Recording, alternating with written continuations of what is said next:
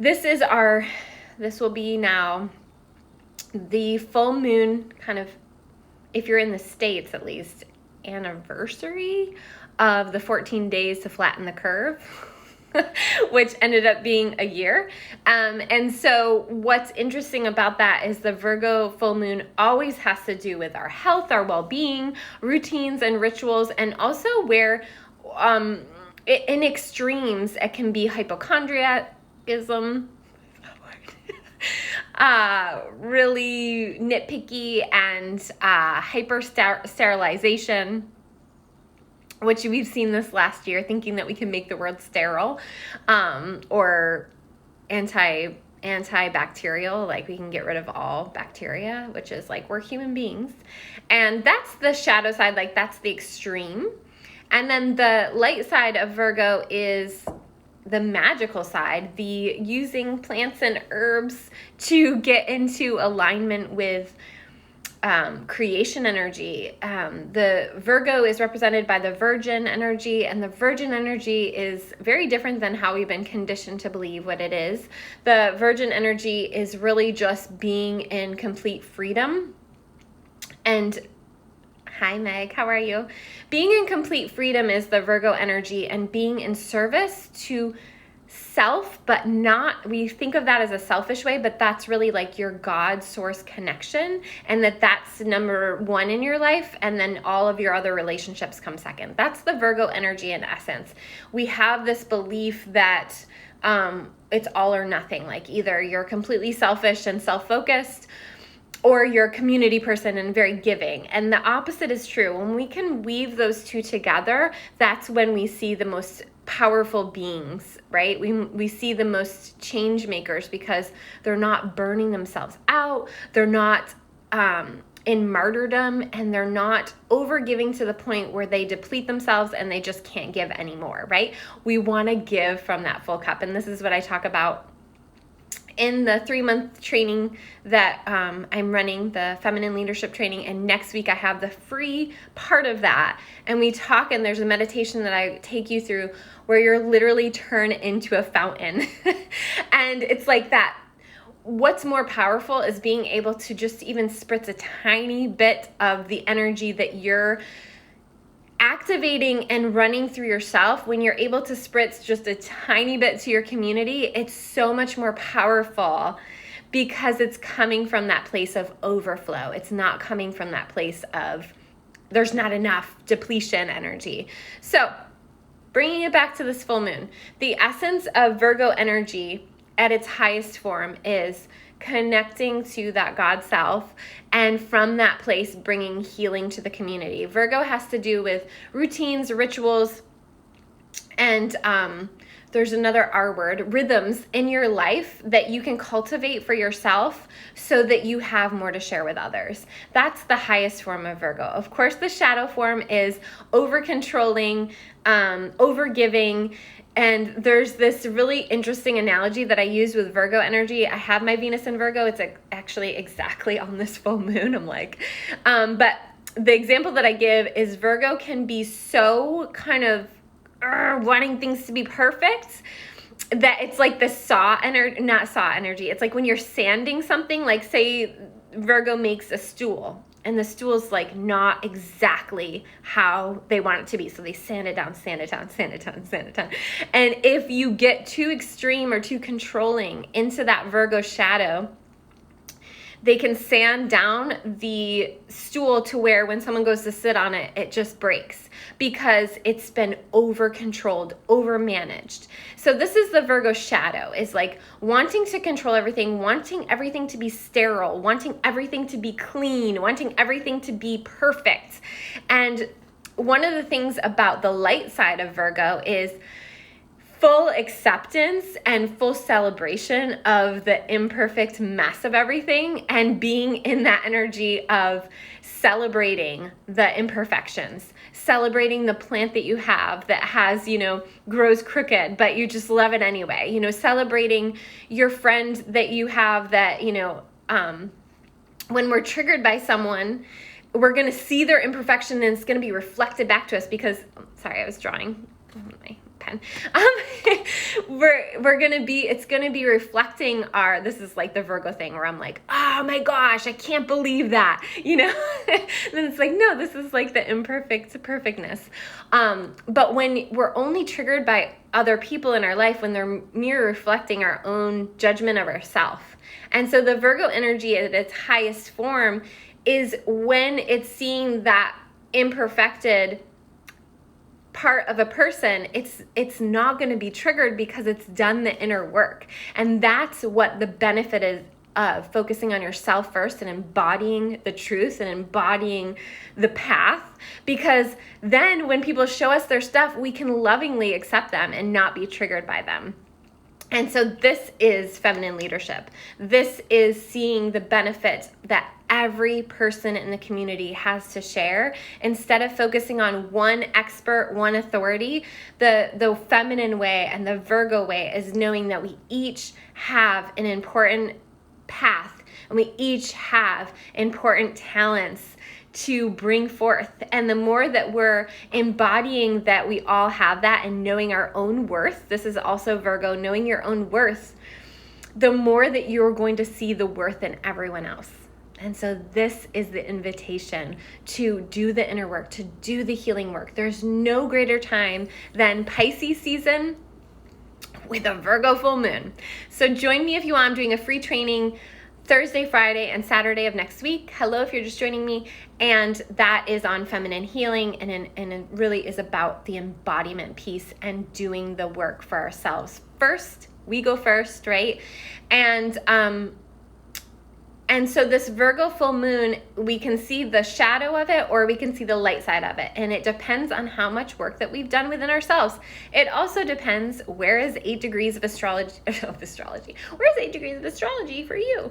Where is 8 degrees of Virgo in your chart? Where is it highlighting? Because the moon is receiving the full light of the sun. And that's why we see it in the sky, right? It's receiving that full. And how that happens is the sun and the moon are on opposite sides of the sky, that 360 degree beautiful atmosphere around us. They are at 180 degrees. So the sun is shining its light on the moon, and therefore it's creating this activation of our consciousness, of that deeper emotional piece of ourselves that is typically, it can be hidden, it can be below the surface. So when the sun shines on it, that is in Pisces, the sun's in Pisces, in that deepest part of the ocean, highlighting and lighting up our need for healing, where we need to heal, where we need to grow, where we need to integrate, where we need to dissolve, because Neptune is the ruler of Pisces and it's all about dissolving. And one of the meditations that we did in our solar powered program was going to the depths of the ocean during Pisces season, because we need to be able to leave certain things behind in order to step into our future. Hello, if you're just joining me, I'm talking about the Virgo full moon.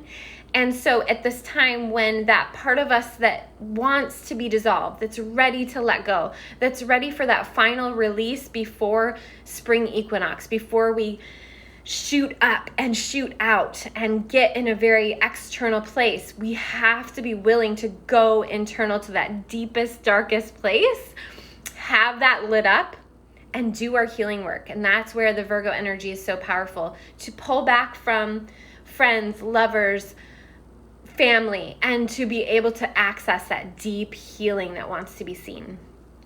Okay, and the other aspect of this is that the sun is in Pisces and Venus at the full moon. Venus is at 2 degrees of Pisces. So it's highlighted as well, and it's bringing that desire and that loving acceptance for that deeper part of ourselves. And so it's a perfect time to dive into our healing work. So check out that free training I'm doing at the time of the full moon, because it's going to be super potent. Again, not to be like this, but because Venus is exact for me at this full moon, I have a lot to share. I'm ready to share it with you. And so access that free training while it's available and while it's getting activated. So the link's in my profile, and I will post it in the comments here once I share this. Hopefully Mercury is going to let me do that. So couple of other transits that are happening at this full moon. So we have that full moon in Virgo. Look to 8 degrees of Virgo in your chart. In general, your Virgo house is going to be lit up.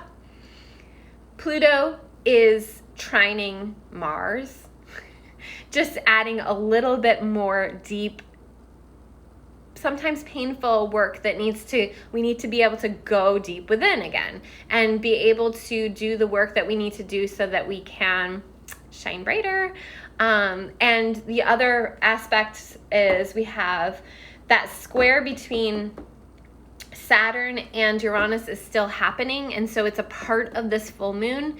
Anytime we see a square between Uranus, we want to be cautious with our bodies, especially when it's squaring a very harsh planet, harsh disciplinary, harsh lessons, such as Saturn. So it's just a reminder to, at the full moon especially, take extra good care of your health, slow down a little bit, and be mindful of your movement through the world. Be mindful when you're driving your car, because it is a time where there's just that emphasis on health, your daily routines, and doing it in a mindful way.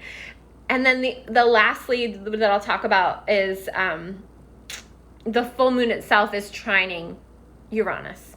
And a trine between the full moon and Uranus is a little bit more forgiving than a square, but it still has this essence of change, this essence of, I was talking about going to the bottom of the ocean and releasing, like leaving something behind as part of this winter season so that you can emerge with the spring equinox in a more powerful way. And so when there's a trine with Uranus, the sudden change maker, there's that potential for intense healing and intense revelation, like realizing things in your life. I hate using the word revelation because it has a biblical or religious connotation. Not that that's negative, but some people don't align with it. So just that, like, revealing things to you about yourself, about your embodiment. Like, you know, I had a realization, I think it was like a couple months into the quarantining, where I was like, oh my gosh, I can feel how much tension I'm holding in my body. But before that, I couldn't even access feeling that. Like, I didn't even know I was doing it. And so sometimes these things are revealed to us, and then we can actually work with them, and then we can actually do the healing work, and then we can actually like chill out a little bit and get into embodying something else that's more powerful and that's more representative of who we want to be and how we want to show ourselves in the world. So definitely do some deep journaling. If you have my planetary planner, I don't have it here, but there is the pages on the full moon. If you don't have your planetary planner, it's still available, and it's actually for sale on my website. It's on sale on my website. And let's see, lastly, I did want to mention that this cycle of Pisces still has a lot of emphasis on Uranus, on change and sudden changes, and Aquarius, which is about the larger community and the collective consciousness and our future together. And I just want to remind you how powerful it is to hold the vision for what you want to see in the world, to hold the vision for the changes that you want to see, the ways that you want to show up within this change, and how you want your life to be, how you want it to feel like, how you want it to look like. And I will just share that, you know, I guess it was last week, 2 weeks ago. No, it was at the new moon. I hosted Get Your Creative Juices Flowing, which will be only available through the weekend as a playback in my profile. But we did vision boarding, and we did it in a feng shui way. And I will say, every time that I've made a vision board that I feel it. I feel like I could be in it, like not where it's like, it doesn't feel like it's even mine. I make it mine. Every time I've done that, a mysterious check just came in, you know, that I didn't even know I had. Hi guys, if you're just joining me, I'm talking about the full moon, and I'm talking the power of our belief and creating in our life. So Get Your Creative Juices Flowing is available as a playback. It's in my profile, but I'll just share. So that happened. And then a friend reached out to me and was like, if I got your plane ticket and, paid for this, would you be able to do this thing? And I'm like, oh yeah, totally. But, these things are powerful. It's like feeling into the potential. We often in our lives focus on the negative, and that's just the way our brains are wired to protect ourselves. It takes extra work. It takes extra energy, I should say. It takes extra energy to believe and attract possibility in our lives, potential in our lives, abundance in our lives, because we are so wired to focus on the negative. And this wiring is triggered by certain things on our social media feed, in the news. And so as much as you can, collaborate with your imagination, with your creative potential, you're gonna go so much further. And this is the month for it. So we are still in the hibernation time period where we are creating our 2021. We are still in the collective consciousness of creating our 2021. Believe, hold the potential, and hold the visual for how you want this year to go. Because at spring equinox, it's kind of too late. Like, it's kind of like it's already been set. It's already been set in the collective consciousness. It's already been set in our own consciousness.